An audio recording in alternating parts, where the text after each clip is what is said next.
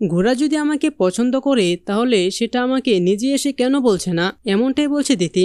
হ্যাঁ সুপ্রিয় দর্শক, তার ধরে ধরে মনে করি ধারাবাহিকের নতুন পর্বে আমরা এমনটাই দেখতে পারবো।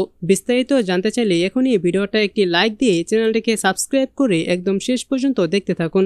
আমরা সবাই নতুন পর্বে দেখতে পারবো যে ঘোড়া ফোনে বলতে থাকে যে ওই মেয়েটা যেভাবে আমাকে অপমান করেছে তারপরে অফিসে আমি কোনোদিনও ফিরে যেতে পারবো না।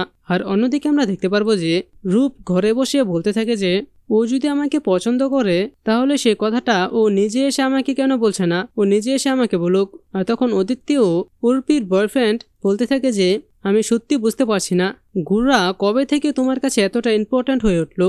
আর অন্যদিকে আমরা সবাই দেখতে পারবো যে ঘোড়ার মা ঘোড়াকে বলতে থাকে যে সোনার ঘোড়াঙ্গকে যে অপমান করেছে তাকে আমি আঁশবটি দিয়ে কুটবো। আর তখন তো এই কথাটি শুনে ঘোড়া অনেক বেশি অবাক হয়ে যায়। আর অন্যদিকে আমরা সবাই দেখতে পারবো যে দিতির হাত ধরে দিতির বয়ফ্রেন্ড বলতে থাকে যে কালই আমাদের এঙ্গেজমেন্ট হবে। আর তখন অদিতি বলে কালই? তো বন্ধুরা, কি মনে হয় আপনাদের কি ঘটতে চলেছে সামনে?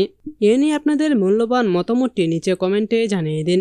এবং এই ভিডিওটি যদি আপনাদের ভালো লেগে থাকে, মানে আজকের পর্বটি যদি আপনাদের পছন্দ হয়ে থাকে, তাহলে সেটিও নিচে কমেন্টে জানিয়ে দিন এবং এই ভিডিওটা একটি লাইক দিতে ভুলবেন না। আর সেই সাথে সবাই এখনই এই চ্যানেলটিকে সাবস্ক্রাইব করে দিন, তাহলে আপনারা প্রতিদিনের সব আপডেট সবার আগে পেয়ে যাবেন। ধন্যবাদ সবাইকে।